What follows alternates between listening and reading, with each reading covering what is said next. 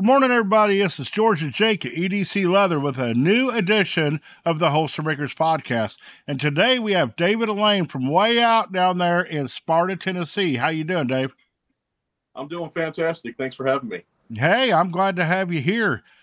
So let's get right into this. You're in Sparta. That's about 2 hours to the east of Nashville, right? Correct. Good deal. And what's your primary product line there? Mostly holsters. We do some belts. The wife does a full line of bags and purses and things like that. So we do a little bit of everything. Yeah. Yeah. Okay, so now on your holsters, what's your primary type? Are you doing more Western? Are you getting to some retention holsters, hunting, personal protection? What do you do? Mostly discreet carry stuff. Law enforcement background. That's kind of my specialty, I think. But I do some Western stuff as well. Okay, and so you're back law enforcement background down there in Tennessee, or? No, I was a deputy sheriff in California for over 20 years. Oh my gosh!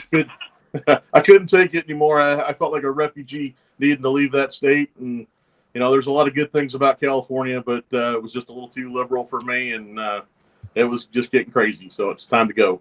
You not being there was one of the good things, right? You getting out of there. Correct. All right. So how did you end up in Sparta? Did you have family there, or? No, I originally thought I was going to move to Kentucky because I do a lot of archery and was doing archery with the kids and things like that. So we'd go to competitions out in Kentucky, and I saw how beautiful and green it was, how friendly the people were, and for the most part, it was fairly conservative. And then I took a dip down into Tennessee for a couple of days and realized it was just as nice, and the people were just as nice, but there was no state income tax. So my retirement goes a hell of a lot further that way. So you left California's tax base and went to a no-state tax? Yes. That was significant, wasn't it? It was at least 20% savings in my pocket, yes. Holy smokes. Okay, so how long have we been doing gun leather? How long have we been doing holsters? I've been doing holsters now for about a year and a half as a business. I've been tooling and messing around with leather since I was about 12 years old. When I was at a Knights of Columbus garage sale with my mom, I was about 10 or 12 years old. She bought me a used Tandy leather kit for about $5, and that got me started. And I've been messing with leather ever since. Fantastic. So, but you've only been dedicated to holsters for a year and a half. Was that like your first holster, or is that when you decided to go to treat it like a business? That's when I decided to treat it like a business, and that's when I took the time to start educating myself on holster building and mentoring with other holster makers. I actually went to Logan, Ohio, and met a guy named Jerry Swank, Lucky Levi Leather. He was getting ready to retire and sell his business. And I said, hey, how about if I come up and spend 6 months with you and you teach me everything you know about building holsters, and we'll see about buying the business possibly. And I ended up buying the business from him and spent quite a bit of time in Ohio investing in knowledge base. And then I've started taking as many holster building classes as I can get my hands on, just learning different things from different people. It's never-ending process of learning. I'm always looking for the latest and greatest and anything I can do to improve my quality of my leather work. Okay, so now show me one of your early pieces. I want to see what this looks like, brother. Now, was this on your own, or was this after you started working with the other fella? This is after I spent just a couple of weeks working with the other fella, Jerry. Okay. As you can see, I had to sand down after I made the holster. The trigger or the magazine release was getting bumped, so I had to sand that down. Bumped. Yep. You were doing a little hand stitching there. Yep. Stitching wasn't the greatest. Got our belt slot in a little tight.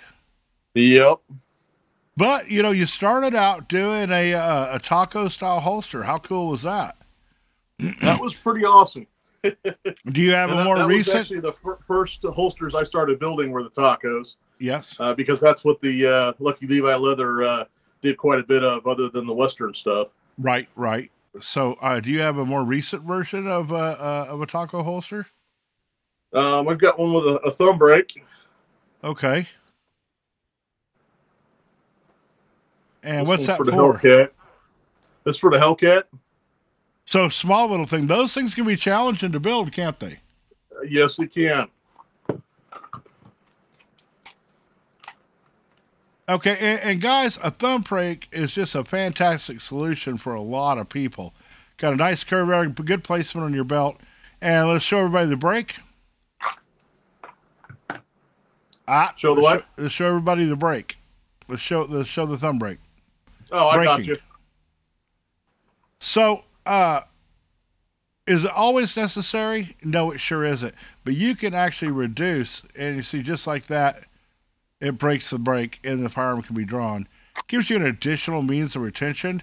As also, it's a good value add for your customer as well. So that's pretty badass. What else you got floating around there? I see you're wearing one of your arm guards. Yeah, I thought I'd throw the arm guard on. This was actually made 100% cut out with the laser. And this is what it looks like when it's not being worn. Yeah. And so all I had to do is cut it all out with a laser and then do a quick stitch on it and a couple of rivets, and it's done. And what kind of laser do you use, sir? An expensive one.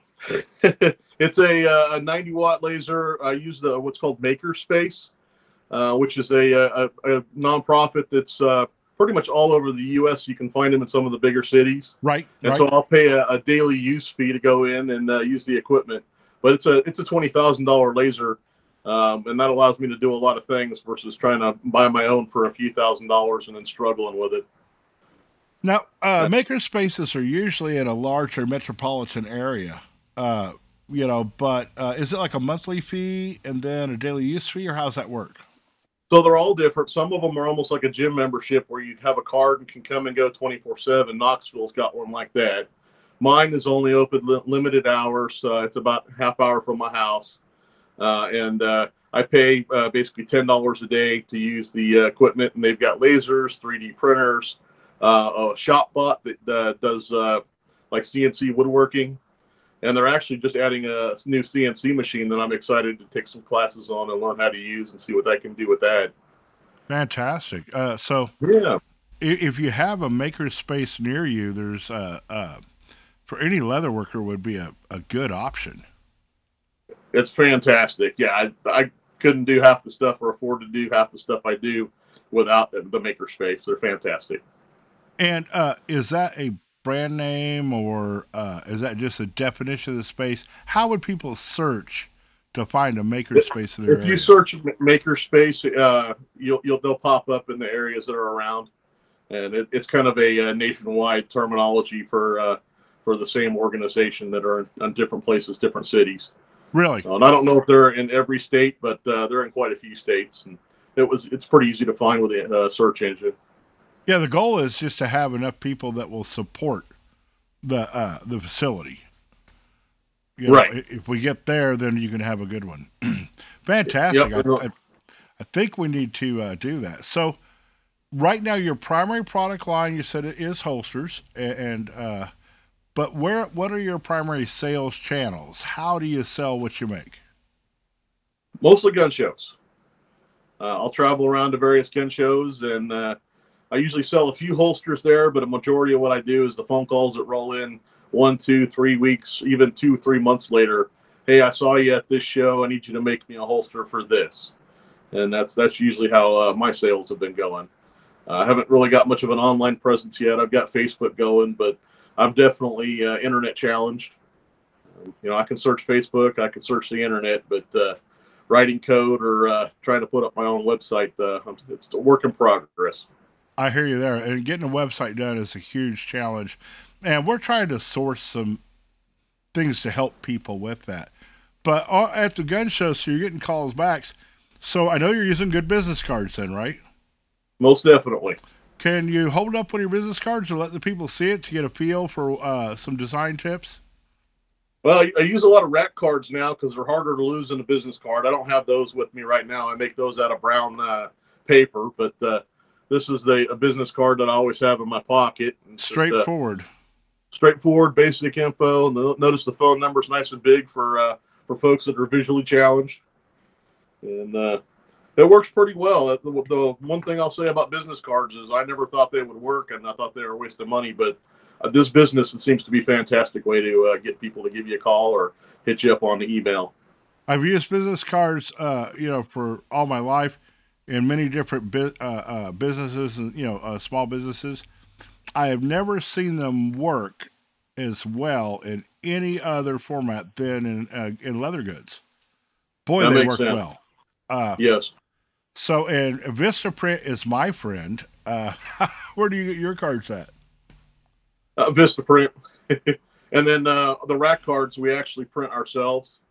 We found it's easier, and we just cut them. We make 3 rack cards per normal size sheet of craft paper.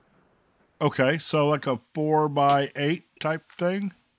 They're about like 3.5 by 7, something like that. Okay, and this gives Yep. you more room or to describe stuff or what? Yeah, there's a little more room to describe stuff. You can make the phone number and email a little bit bigger. And then I just find that they're harder to lose that way. People fold them in half, tuck them in their pocket, and they seem to work even better than a regular business card because it's. I know I I never always thought lose of that. business cards. Yeah, I never thought of that. I'm going to try that, dude.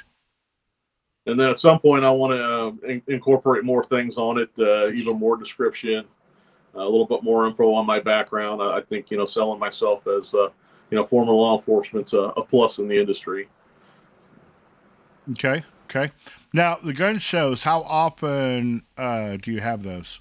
Or how many are you attending in a year?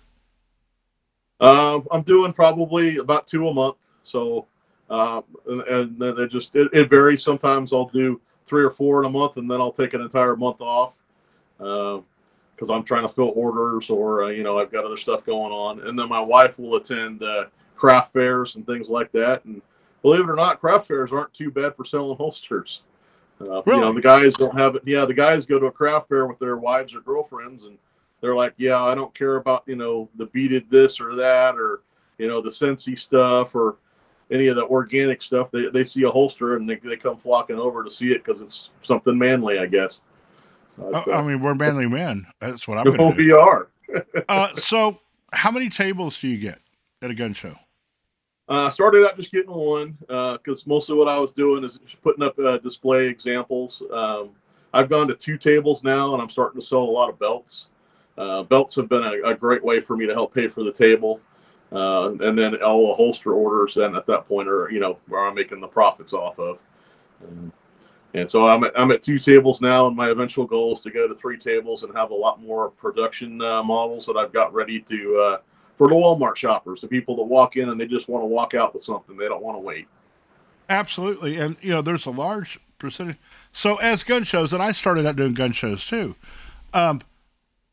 we're never the bride at a gun show. We're like the maid of honor.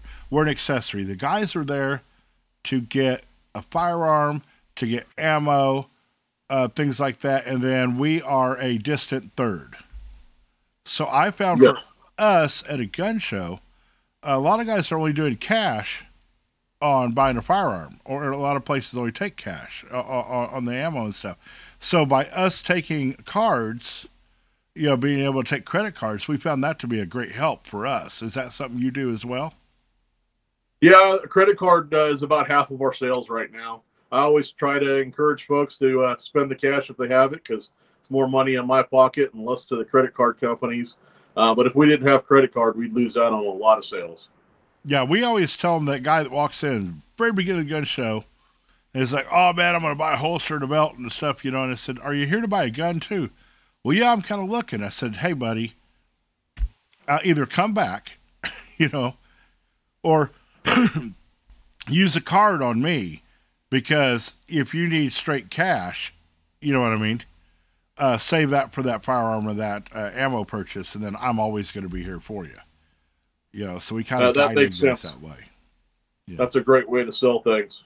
And how do you stick people to your table? I mean, and what I mean is when I go to a gun show, and a guy asks about, a holster, he said, "Well, how does this work?" And so we're letting him put it on and check his fit. You know what I mean? And while he is doing that, how do you keep the other potential customers from walking away? I try to keep the wife with me as much as possible, and she'll keep and engage folks and talk to them and show them a few things about the holsters and kind of stall them until I can get done with that customer, and then I'll usually be able to help the customer that way, and that's worked out pretty well for us. I always try to have some flashy stuff at the table, something kind of fancy or different color, catches people's eye.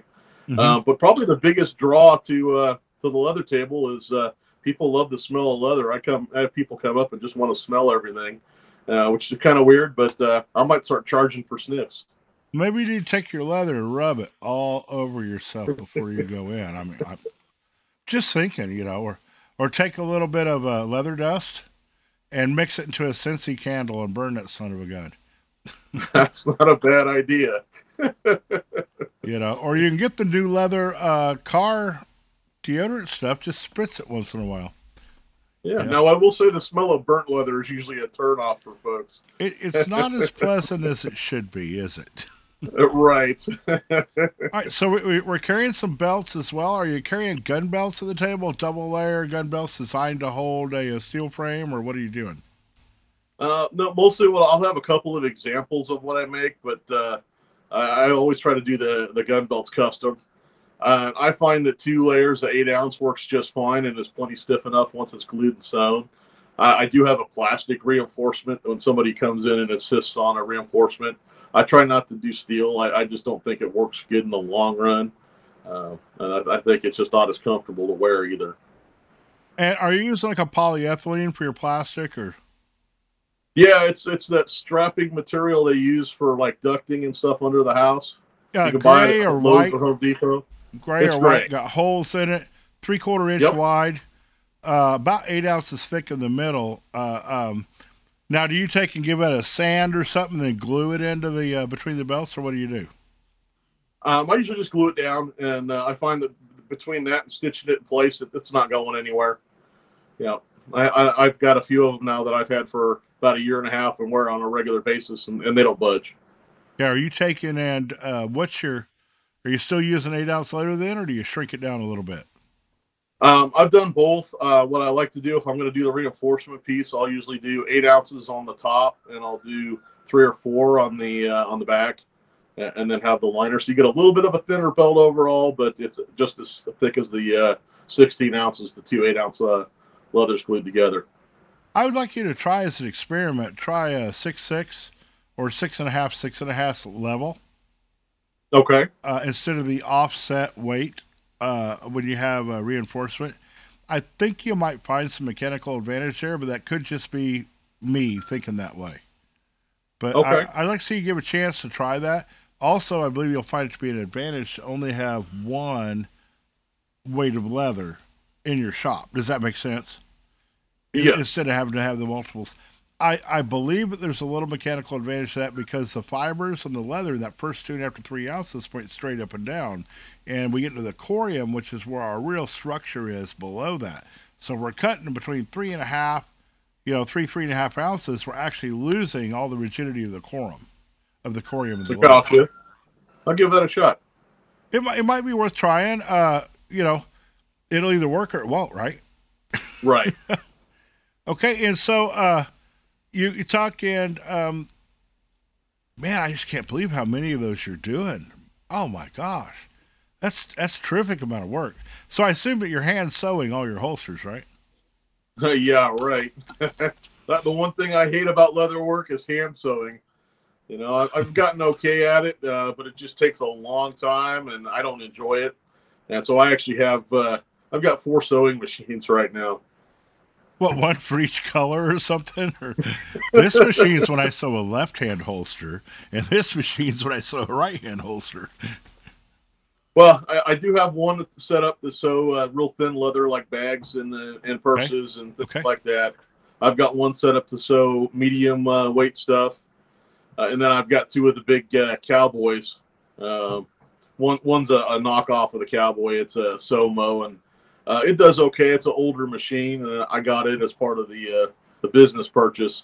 And I just found that the brand new leather machine company machines. The big guys are awesome. They are. Oh yeah, you like that brown? Oh, I can see it back over your shoulder. Yep, Yeah, I'm and looking at it. I said Cowboy, but actually it's Cobra. It's Uh, up. You know, yeah, it's Heather at Leather Machine Company is going to give you a call and slap your hand on the phone for doing that. and I probably deserve that. Why did they both have to start with a C? I hear you. I mean, I guess one's a reptile and the other one's a guy wearing a big bucket hat. But I mix that stuff up all the time, and I try to get it straight once in a while. Now on your holsters, and since we're talking about stitching, what are your thread weights you use? I usually use a 277 top and bottom. I've played with the 207 on the bottom. It doesn't change much. I get a little bit more. Don't have to change the bobbin as often, but Right. I like the look of the thicker stuff. Okay. And then when I'm sewing the cowboy rigs, I'm using the the 346 or whatever the bigger one is. Oh, really?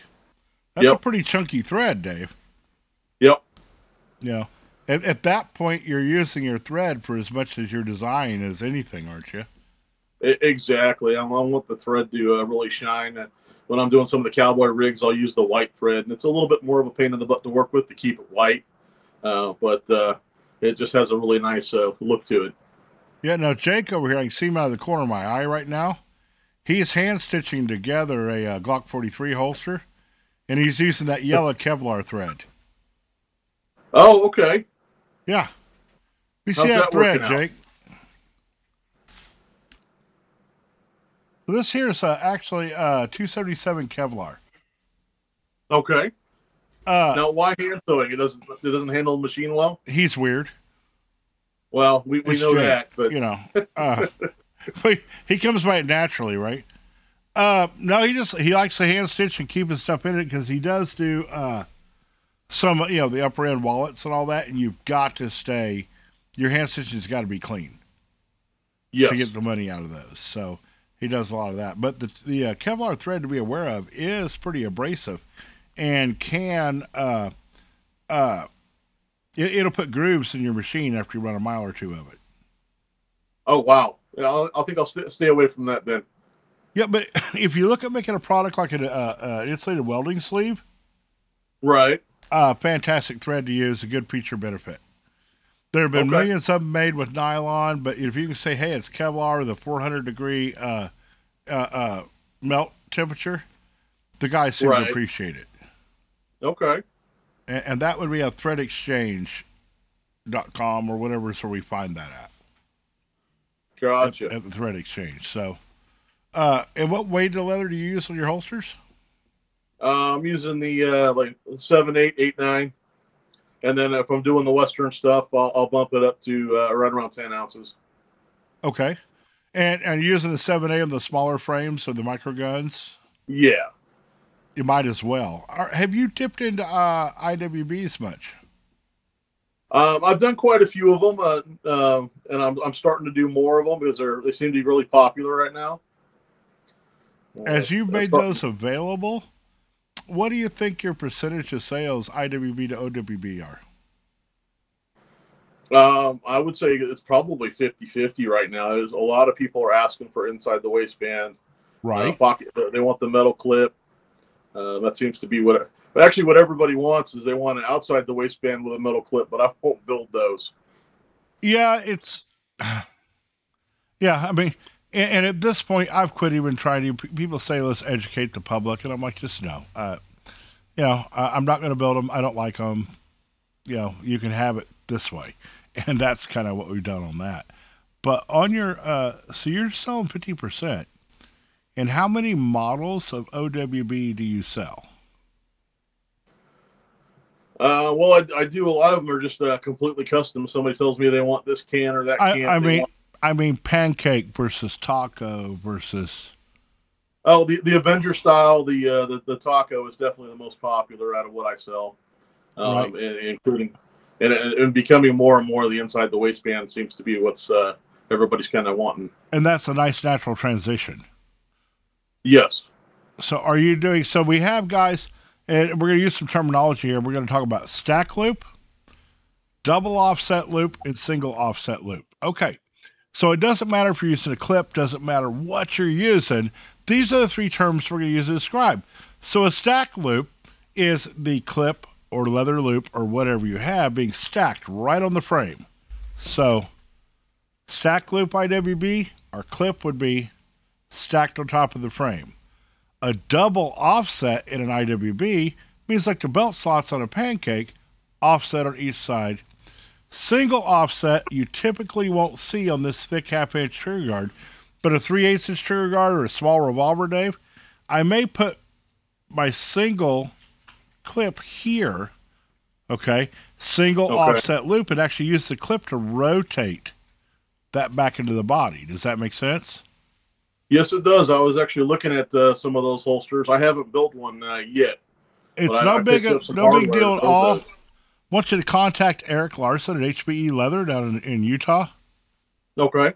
And look at his website and then talk to him, and he'll give you probably one of the best IWB guys around for full custom rigs. And he can really help you out a lot. In fact, on our channel, where me and that old skinny fella that was sitting down visiting, that's Eric Larson. Oh, I got you. Okay. So, of those three styles, which are you building on your IWBs? The single one that goes over the frame. Stack. So you're doing a stack loop. Yep. But I'm starting to get some of the double loop ones. I've got some patterns that I've been working on to make the double loop kind of like almost like a pancake, but inside the waistband, the whole thing tucks in, if that makes sense. Right. And you'll find, so on an outside the waistband on a pancake, we don't want to get our loops too far away from the firearm because then it can do what we call caterpillar. And it's bow up and then flatten out, bow up, flatten around. And before you know it, your holster's moved an inch on your body. On an IWB, though, Dave, you could go with that wider pad. Okay? Okay. And help a lot. And another thing is you'll see, I never ever recommend a flat back for it outside the waistband. It's the structure just not there. But I think you can lean more to a flat back on an IWB. Okay? Yeah, that makes sense.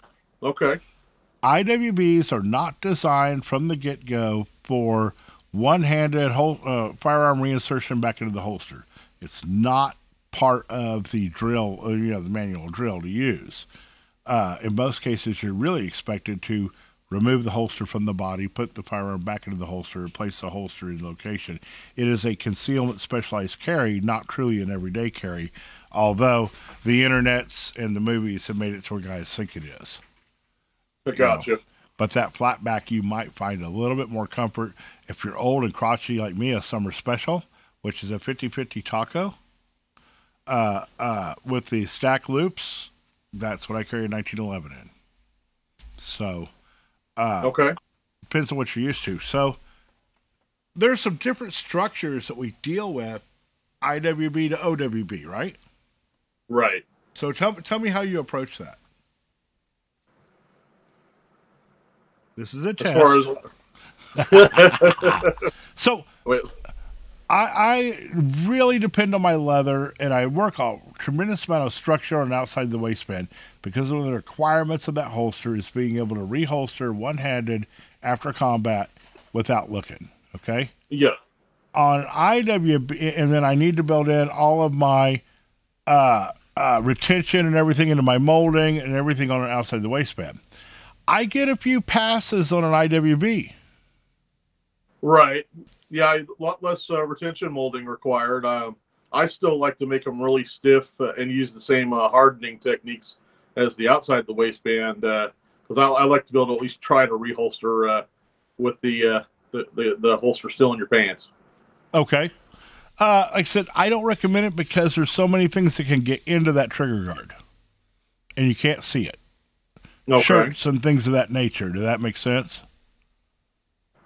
Yeah, I guess that just comes down to training and choosing the appropriate clothing to wear for your setup.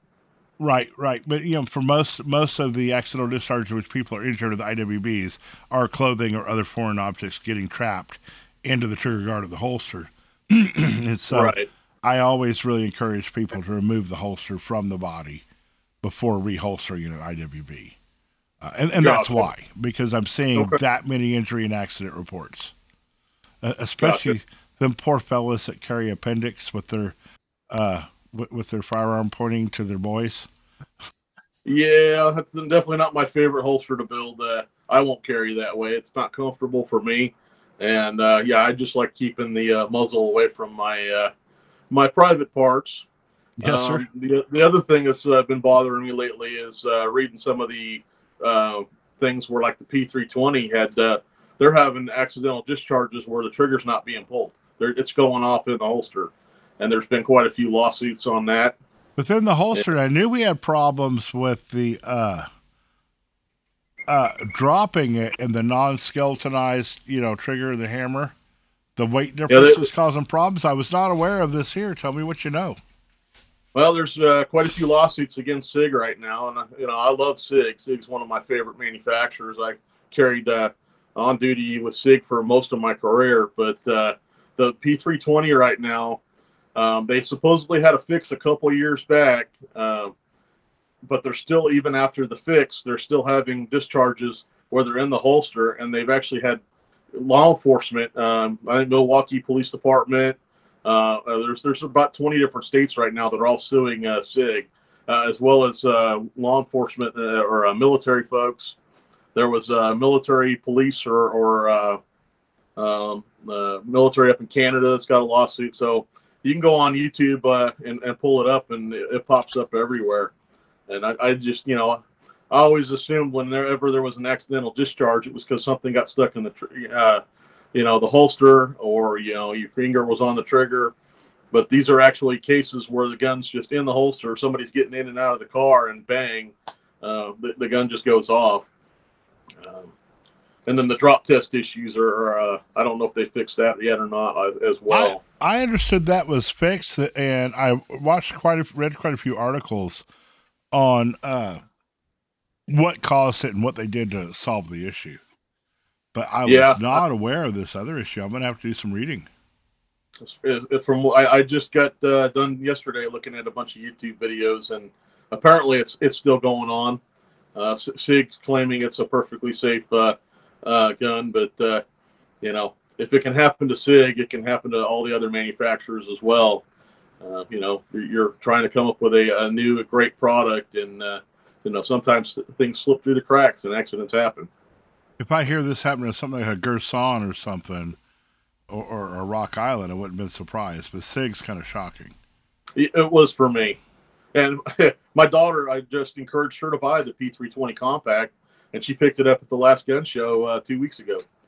And so now it's got me thinking, is that maybe a good choice? But SIG's got over 2 million of those firearms out in the world, and I think they've maybe got 62 or so lawsuits against them. So the odds of having a problem were pretty slim, but it was certainly eye-opening for me. Well, hopefully they'll figure it out. We'll get a recall. We'll get it resolved. I hope so. So now that goes into we actually had a little chat yesterday, and there's a lot of confusion over level 0, level 1, level 2, level 3 on safety and holsters.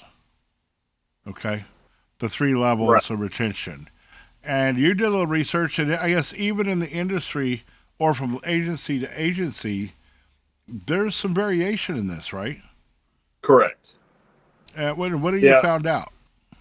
Well, first of all, regular molded retention, as far as most people are concerned, is not considered level 1. That's considered a level 0. That is not a actual retention. The levels of retention are designed as different ways to keep somebody from taking your gun from you. And so like a level 1 would be a basic thumb break, or that requires you to do one action to get the gun out other than just pulling it straight out. Then the level 2s, they've got to have, either 2 buttons, push down to flip a hood over, or you'll push a trigger button, or which I don't care for, or a thumb button on the inside to be able to release it. Some of them you have to rock back. And then level 3 is just that much more secure. And I'd love to be able to build some level twos and level threes, but from the materials available that I've found so far, about the best I can do is a level one, which is a thumb brake. And I'm still able to sell to a lot of county agencies at level one. Right. Okay. And then And we level would, ones are perfect for your concealed carry because you've got clothing covering it. People don't see it. But if you're going to be wearing it exposed all the time, level one's probably the bare minimum you want for duty carry. So many people, are you're dealing with bad guys trying to get your gun in law enforcement, and the last thing you do is want to be fighting somebody, and the next thing you know, they've got your gun. and that has happened Many times. right. So I think we're gonna expand the discussion on security and levels, and I'm gonna do some more research across there. But we can really relatively easily hit a level 0, level 1. Level 2 can be a little bit more challenging. I think we discussed using a screw adjusted additional retention, but that's Yeah, not a positive don't jerk it out of the holster. That is a don't fall out of the holster during vigorous physical activity type thing. right. And so really the levels are designed for actually keeping somebody from taking your gun, and having it requiring all different methods of manipulating the holster in a way to be able to get your gun out without somebody else being able to just grab it. Well, level one, anybody that has been in jail, a lot of those guys, they train and practice. Gang members train and practice on each other on how to take a holster or a gun from somebody's holster. Uh, it's pretty difficult with a level 2 or level 3 to get somebody's gun out. Not to say that it's not doable, but it's certainly a hell of a lot harder than a simple level 1 or 0 levels of protection. Okay, so yeah, so once again, guys, level 0 through 3 or 3 plus on holsters is not so much a definition of how well the firearm stays in the holster when you're cruising down the road, but someone else's ability to remove that firearm from the holster in a hand-to-hand combat situation. Do I get that right, Dave? Yes. And Okay. I've actually got an example of what would be considered a level 3. This is a Safari Land rig, and it actually has a hood that flips over and locks down. So in order to take the hood off, you actually have to push down on it and roll it forward. And then there's a button right here. I don't know if you can see it. Okay. That you have to depress, and that releases the. I believe it's the on a part on the frame. It rolls forward and allows the gun to come out at that point. And then it's also got this protective hood that keeps fingers away as you're fighting to get to the strap on the gun. And this is a Safari Land. This is typical law enforcement level 3 holster that most large agencies are carrying, especially if they've gone to the flashlight, which is also a pain in the butt to make holsters for, is flashlighted guns with leather. Okay. Certainly a chance to get those right. So that's plastic holster there, right? Yes, it is. Okay. And unless we're going to take and bury plastic in between thinner layers of leather, I mean, in order to achieve a leather finish, I don't know if the material lends itself to that kind of rigidity over time. Yeah, maybe steel lined inside the frame, you could do something, but you'd still have to have some type of plastic parts and springs and things like that. It gets pretty complicated. Yeah, and of course, everything you add to it is something else that's perfectly happy to be broken. Correct. Or to fail in a combat situation. So I did want to get a chance to cover that with you, but something else I just noticed, and I've been chewing on this for a few months. Pick that belt back up again, brother.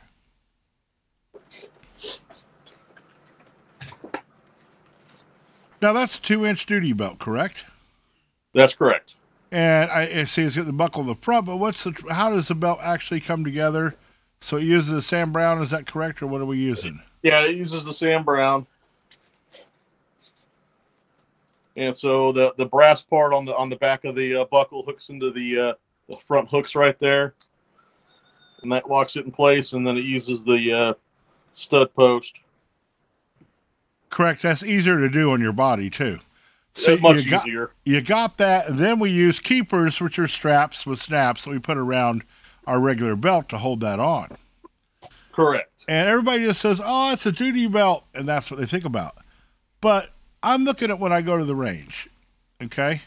And I've got ear pro, eye pro, staplers, first aid, ammo, firearm. I'm carrying this whole big mass, and I've really been thinking about taking and building some 2-inch duty belts, mounting up my holster, my mag pouches to it, and just sling it over my shoulder, or go ahead and put it on. But I'm not having to wear it all the time. It's easy to take off and completely, on my range rig. Right. Well, and as law enforcement, we do that on practice all the time. We'll show up wearing jeans and a T-shirt to go qualify, and we just pop the belt on over our other belt, throw 1 or 2 keepers on just to hold it in place, and that's how we shoot at the range. And I think it makes a lot of sense to have that for the civilian market as well, to be able to have a comfortable go-to range belt. Just something we haven't offered, never even thought about, brother. I think it's going to be something we're going to incorporate in our line. It might, hey, do me a favor, take a couple to the gun show and see what response you get. Yeah, I think I'll do that. I think that might be pretty popular. It's something that definitely, people haven't been doing. Now, I mean, it does make it a little bit of a pain in any holsters that they've got. Typically are for the 1.5-inch belt or 1.75 inch. So they'll have to have a new holster. But hey, I'd be happy to build them that new holster. We're right? in that business. I think we can get that hardware at Weaver. Yeah, Weaver's got it. You can even pick them up at Tandy sometimes. Okay. Buckle Guy, which I think is now owned by Weaver. Wow, I knew they took over Ohio Travel Bag. I didn't know they'd gotten Buckle Guy already. I might have that. It might be Ohio Travel Bag. I'm not sure. We'll find out. I thought Buckle Guy was bought out, but I apologize if I got that wrong to Buckle Guy. Yeah, don't hunt us down, guys. We're sorry. But right. You might be right. What weight of leather is that on that belt? Is that a single or double layer? Or it's double layer, and it's probably just under 16 ounces total. I would guess probably about 14. 7.7, you think? Yeah, I think 7.7's about right. And I think doubling up, and I'm not going to be wearing that like you were 12 hours a day, 7 days a week. I don't think it'd be a problem to go into an import on the inside, maybe a Herman hook on the outside, do a beautiful basket weave. Yeah, I think that makes perfect sense. So, I think it's a product that we ought to all look at carrying that are doing gun shows. The other thing is you can put it on and just say, hey, range. And everybody that goes to range is going to look at you and their eyes are going to open up and they're going to say, oh, yeah, give me. Yeah. I'd be curious, too, that they're making better buckles now. They're like, they're almost like plastic buckles, but they're metal and they click in place. Is that the Cobra buckle? I'm not sure what it is. But they've got them now. A lot of the law enforcement have gone to the plastic buckles, and they have a little safety push button that you have to push in to take it off. But I think they're making those out of metal now. I've seen some on the internet. I thought about picking up. I like that better because you just click it on, and it's faster than even putting the Sam Brown style rig on. And I think if I'm going to use that standard fold over, we can either put a couple screws in the top a la Safariland, or don't laugh, a little piece of Velcro against the belt and against the inside loop on the holster. Lock it into place. Yeah, that would work. Yep. It's not going to go anywhere then. I always hated those little Safariland screws because eventually they back out and they'd be gone one day. Yeah, with me, they back out, bend over to reach over to get my French fries over in the seat, and I would find them in my side. Now I'm, just saying, but too many of those French fries make you more likely to get injured by those screws. Yeah, don't want to mistake a screw for a French fry. I tell you. And so you went to school with that one fella, and you said you found some other resources for education. What did you find, Dave? J.R. Parker's been my primary instructor. I actually took the classes in reverse order. I went to the Taco 2.0 in Ohio at Rob's house, and then a couple of months later, I took the Pancake 101 at your place, and got to see what your shop was like and learn how some of your production stuff works. And it's been fantastic. If I can recommend a class, the Taco and the Pancake are outstanding and well worth the money. Oh, thank you for the roses. Yeah. We really want to make sure that when people come to that class, I mean, we're going to work you like a dog. Oh, yes. You know, but I feed you because I'm a nice guy. You do, and it was fantastic food, and we had a great time afterwards as well. But you're it's like working a vacation for holster maker. You're working like 10 to 12 hours. Yes. And I don't want lazy design when you're drawing. you may have heard that. Yep. And, no, I've learned so much in those two classes, and almost as much as maybe as I learned in the 6 months of apprenticing with the other holster maker. I just, amazing design from how to go from the ground up, from not knowing how to build a holster at all to be able to build something that is not only beautiful but safe, practical, and meets all the requirements of a good quality holster that is not going to fail you. Yeah, but I think like Danny Ray, we did a podcast with him not too long ago. I don't know if you saw that. And one of the things he said when he came to the boot camp, he was ready to learn. He was prepared. So he had been educating himself as he went. So those building blocks that he already had in place made it to where he could get the most out of that boot camp. Yeah. You don't really want to go into that without any leatherworking knowledge. You want to have a basic idea, and probably the best thing I can say homework wise is to go on YouTube to your channel there and watch all the videos, and so that way you have an idea when they bring the templates out how everything actually goes together, and you're not trying to play catch up, because you do learn so much so quickly that it's actually hard to take all of it in if you don't prepare yourself for it. And Parker has made a couple dedicated YouTubes on either his YouTube channel or on Holsters for Handguns. You'll find it in the files. And that's just him demonstrating. Love that Facebook page. Huh? That Facebook page, Holsters for Handguns, has been just invaluable. It's probably the best source out there for, asking questions, trying to figure out how to do something. There's so much knowledge on there that it's just, it's probably the best, probably the thing I look at the most on Facebook. It's just absolutely fantastic. We have a ball there. And then there's also USA holsters. Yep.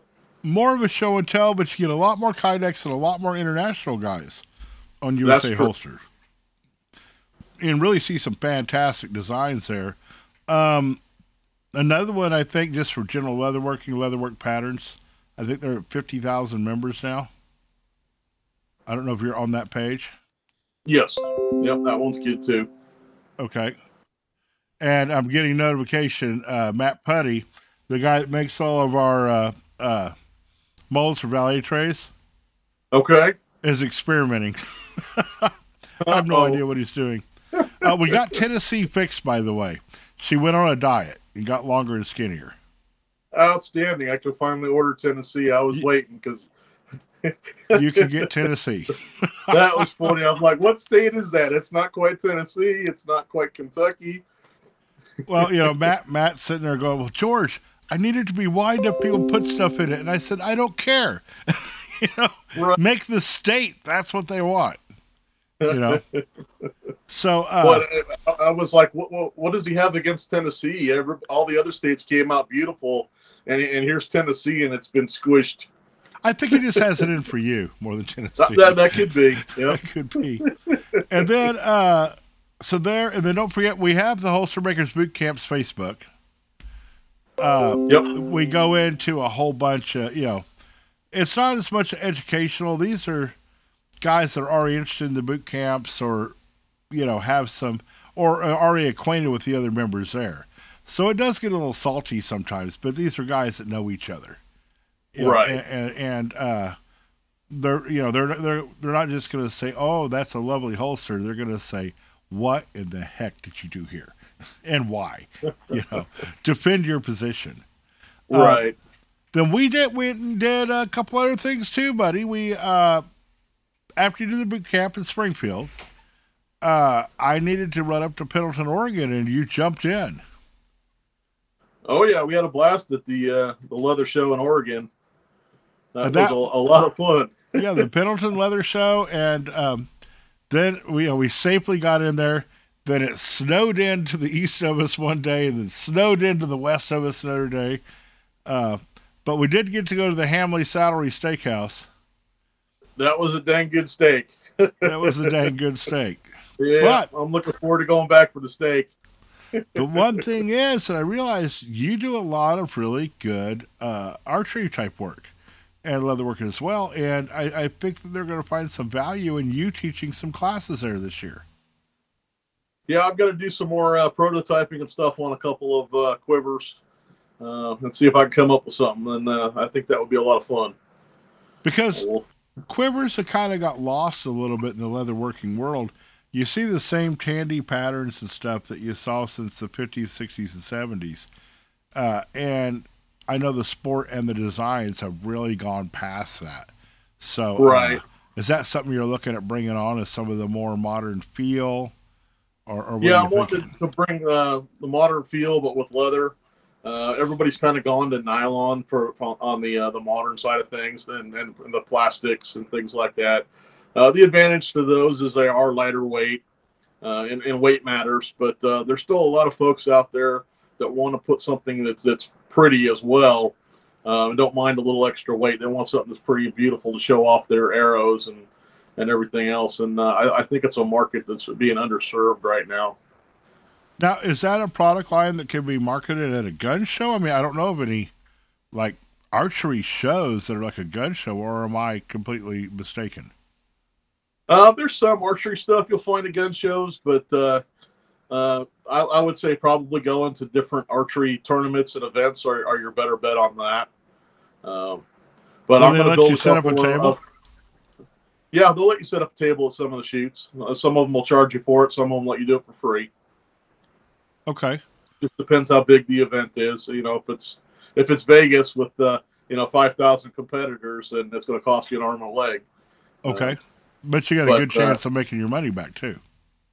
Yes. Yep. If you have a good But you better product. have a whole lot of product ready to sell. Yeah, something we found at Pendleton is when your highest priced item is $23.99, it takes a lot of those items to pay for that trip. Right. But like I said, for me, archery is something that I kind of I'm aware of the sport, play at it sometimes, but never really treated it as an honest product line.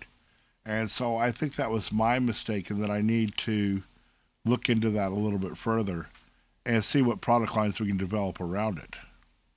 That makes sense. Now, I think you deal with some single action cowboy as well.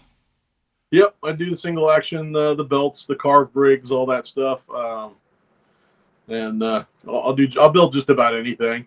And are you competing the last in thing that? I did for the semi cowboy was it was the not the Wrangler, the Heritage 22 with a 16-inch barrel. Customer wanted a holster made for that. that was fun to build. Yeah, like the choker on Batman. Yeah, yes. Yep. Is that another field? Do you feel that product for that single action cowboy would sell at a gun show, or do you need to attend an event? It'll sell well at gun shows because the guys are there trying to buy guns for the SAS competitions. The and long Colt brass. Yep. They're always if you can find any of that. One of the biggest things hurting the SAS community, the cowboy shooters, is the reload components, because almost all the cowboy shooters reload because they want the lower powder charges. They want the bullet just to go fast enough to hit the target, but with a lot less recoil, because it's all about speed rather than knockdown power. Right. And you're playing a game, play to win. Yes. Yep. But there's lots of money to be made in the cowboy industry. They like the cowboy cuffs, and they like the belt knife sheaths, and the fancy belts and the Buscadero and drop down rigs and just about anything. And so yeah, there's good money to be made in that. And you feel that product will go well at gun shows as well? I do. Okay. Yep. I'll get people that want to buy a lot of the rigs. My problem with my rigs is a lot of them want my floral carving, and it's so time consuming that I have to charge quite a bit of money for a fully carved rig. And a lot of times the customer is like, well, let me think about it, and then I don't hear from them. But part of that's my area, my region. Yeah, we're back to the three sides of popcorn principle in business again, though. I think you offer that, and then maybe a basket weave, and then maybe a knot. And I think it's something you're going to have to carry at the show. Right. Yeah, I need to start putting a few more of the plain rigs out. On the cowboy side, I pretty much just put out one or two of the highly decorated ones, and then people will ask me how much for a plain one, and I usually end up building the plain ones. Right. So I think maybe be able to display both, and that way. But I did come up with a new strategy on carving that's might save me some time. Let me see. Show me. So this is actually. Hang on. And we do the cut. There we go. Okay, talk to me. All right. So that is done with a laser. So instead of using the swivel knife, which takes up a lot of time, you can come in with a laser. And these are scrap pieces that I'm just starting to play with. But after you get done, can you tell that was done with a laser, or does it look like a regular floral for you? Look at you go, brother. So you're using the laser to, like a swivel knife, then you're beveling out and shading and lifting. You're doing all your work. Yes. And it's taking you half the time or less. And your swivel knives, it doesn't have to be perfect because the laser's perfect. As long as it's good on paper, as long as it's good on the computer, it's going to come out that way on the laser. And it's really helping me with my carving speed. Now, you're going to need to vector all of your designs. So you put them into the laser. But speaking of floral designs, are you following Price Reynolds' page? No, not yet. No, here's just one more last one. Okay, all right. You got next step done on it? Okay, so that's laser. I have not done the next step on that. That was just the laser. That gives you a good idea of what it looks like. And the next step on that is to do the stamping on it. You're going to case it out. You're going to case it out. Then are you going to run a beveler and a backgrounder and veiners? Yeah, all the basic tools that you would use doing a normal flooring. Okay, hold that up again. Guys, take a look at this here. It's a good concept. And then you're still going to do all the tooling, but you've not done the transfer. I think that's great, David. I love that. I love that, man. Well, hopefully it comes out really well, and we'll see how it goes and see how the customers like it. But yeah, right now I'm pretty happy with it. I just started playing with it yesterday, as a matter of fact. So you're a fancy pretty new. Fella. I am a fancy fella. I love the laser. It makes life easier. I've actually cut out a whole holster with the laser. This was done 100% with the laser, and then I just cleaned up the edges. Well, look how cool you are, and I'll cut that to there. Let's see the back. Holster makers, you got to show us the back. It's the rules. Yeah, the stitching's not the greatest on it. But... Look at the big old lumpy parts of the stitching there. Yeah. Yeah. That was one of the reasons I got the new sewing machine. It is much more forgiving, and it works better. Fantastic. The other thing with the laser too is you could do rapid prototyping. So we've had talks over the last year, and you are now the proud owner of a clicker. Yes. I finally got a clicker that I can bring into my shop. I've got a wood floor. It's kind of like an Amish building. And so it's a wooden floor with the 2x6s underneath it. And bringing in a 2,000-pound regular clicker was not going to work for me because it would probably be, through the flooring, and I'd be having a really low the whole building would clicker. Have a nice little lean. Right. But I picked up the Tippmann 700. I got it used and got a great deal on it. And I've only used it 3 or 4 times now, but it seems to work absolutely great. Okay. And I ran my air compressor to my garage, so I don't have to listen to the air compressor go. That's the one downside Okay. to the Tippmann is you got to have a good quality air compressor with a fair amount of volume to handle the airbag, because it actually works like an airbag, like the firefighters use for Okay. lifting vehicles. And it's got 7 tons of power, and it basically just forces the metal plate up with the airbag, and so it kind of cuts reverse of what a normal clicker would do. They do an outstanding job, though. Oh, it does great. And what Yeah. what does it weigh? It weighs about 260 pounds, That's which is not still bad. a lot to carry around. No, and I've got it on a countertop in my shop. Absolutely. So the Tippmann are, and I believe they're still being manufactured. Yes, they are. And They're a little over $3,000, brand new. I still think they're a better value than a lever actuated. Oh, they're so much better than the lever stuff. I've got a Weaver lever one that does just the belt ends, and it self centers the holes and everything, and that works pretty good. But even that's a little bit of a struggle. I can't imagine having to click out an entire holster with a lever, or even 40 or 50 of them. You know. Yes. You know, I mean, because when you do belts, you do a lot of belts. In fact, I think we just sent you a whole bunch of belts. Yes, you did. I hope they work for you. So far so good. I'm looking forward to selling quite a few more of them at the next show. Now, have you had a chance to take advantage of our click and ships at all? They provide any benefit for you? Recognize that? Oh, hey, I think I've seen that before. Except it's got a little decoration going on. And then this one hasn't been finished yet, but it's a two-tone. Yep. Yeah, I love the click and ships for, I like to build my own custom rigs, but I have to charge more money and it takes more time. So anything I can do to make what I call my production line go quicker and faster, it gives me more time. You're getting it, dude. There's the all-out, full-out custom Chevy truck you can order, or Ford or whatever, with the fancy wheels, the tow package, the fancy interior, and heck, you can even get them with wraps now, right? Yes. And they make good money off of those, okay? But they sell a lot more base model, okay? And that's where I think the click and ship can really help people a lot, is we can give you a nice, contiguous, even line. It's a steady model, and then you can still continue to do your custom. And everything that makes you're still recognizable in your marketplace for the holsters you design. Right. They're just going to make you more money. Now, I do have an idea for you for something in between. Oh, God help me.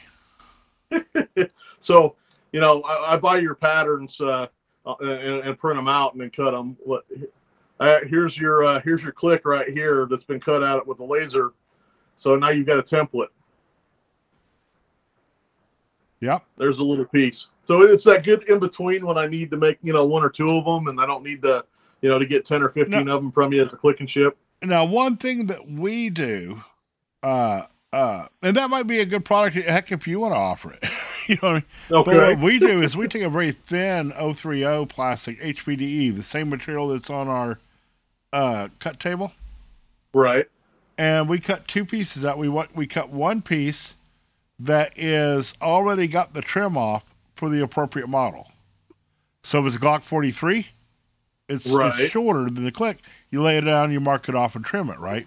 But then we also have both sides and the middle so that you can mark your stitch lines, and then you put it down, whack your glue down, and it acts as a glue shield that matches your stitch line. Right. I love it. It looks like we'll be able to have these sets for like $6. Oh, that'd be awesome. I'll definitely be picking some of those up. Yeah. So right now I bought every sheet he had left of it, and he told me that it had gone up quite a bit, so I have to get another 10 sheets ordered and then do a dollar cost average and see where the price needs to be. But I think I can be in the $6 range. Okay. Yeah. So, that sounds fantastic. Anything I can do to speed up my work. Yeah, and I might send you a sheet of that if you want. Please. And cut it yourself. Okay. And tell me what you think. Because our time here is sometimes limited, you know what I mean? Right. So holding up the orange plastic there, have you tried any of our other templates like the oh yeah, I forgot. You were demonstrating the Ranger belt and the rifle sling like 350 times in a day. I own most of your acrylic templates. But Yeah, I want to show you something cool. I want to show you something cool. Hey Jake, grab me that rifle sling off of Garrett's desk. You're gonna like this. And grab me that Ranger belt too. I'm gonna make you a happy fella. Okay. Boom-ba-doo-boo. Hand me the rifle sling. So, as you know, we always talked about doing the inlay on the rifle sling, right? Right. Inlay, but you know, it is quite a markup, but inlay doesn't have to be expensive. Is that mossy oak? That is mossy oak, and we buy it from BigDuckCanvas.com, okay? And we treat it exactly like an inlay. Nice. So the guys love it, and it's just a good, you know, this is our standard for our rifle sling. So there's this one here. And as you know, I like clicker dies, right? Right. I can't control myself. So I did get the end clicker die for the Ranger belt. Oh, awesome. Okay. So we are selling Ranger belt blanks where this is already clicked out. Now you just cut it off to length and put your billets on. And these billets here, we're clicking out a horsehide. It's being manipulated a lot. So Herman Oak is great. We're doing it on horsehide. This is actually double layer gun belt. Okay. That is, but the guy is doing the snap cake. Yeah. So it works out well. Yeah. You know, Well, so and the nice thing about the horsehide is it's that's the wear point is on the where the buckle goes. it's being So that horsehide manipulated. is going to last so much longer. Yeah. Yeah, we use Herman Oak with no problem at all, but the horsehide's an option. So, Okay. but these blanks. So if you want, you know, blanks already clicked out, and then you know how to Right. use the template. You just put your mark and cut it off. Right. I told you it's going to save you money. You like that idea? I love it. I'll probably be ordering some tonight. I don't even know if they're on the website. You probably have to holler at Jake and Well, you say, better hurry up and put them on the website. well, just call Jake. He'll invoice you, make him do all the work. I'm going to sit back and drink whiskey. It'll be great. We'll have a good time. Then I'm cutting into his fishing time. Yeah, that's okay. Believe me. I've been having to all fund right. that too. So, wow, Dave, man, you make some cool stuff. I'm glad that we've been able to be a help in your life. And I think, I want to look more in depth on what we need to do, but I think for a lot of county agencies and things of that nature, undercover things of that nature, I think a level 1 is still a very valid carry. Even Yeah, and it's still very popular for your detective rigs and for your specialty assignments. So there's still plenty of cops that need a good regular pants holster, and the level 1s are fine for most agencies. I do see in the future, though, more and more going to the higher levels of security requirements for policy. And, you know, we'll just have to deal with that when it happens. Okay, so fantastic. That, and make sure that you send Jake all of your contact information so people know where to find you. Okay. Okay. More than just holster makers watch this podcast. It's also a lot of maybe some finished goods customers for you, and they need a way to get a hold of you so they can get that rig in from Sparta, Tennessee. David Allain, and that's Allain's Custom Leather, right? Correct. Thank you. And we're going to take and put all your contact information in the show notes down below. I appreciate that. All right, brother. Well, I love you much. It was good to talk to you. Be blessed, and we will catch you later. Thanks, George. Have a wonderful day. All right, bye, buddy.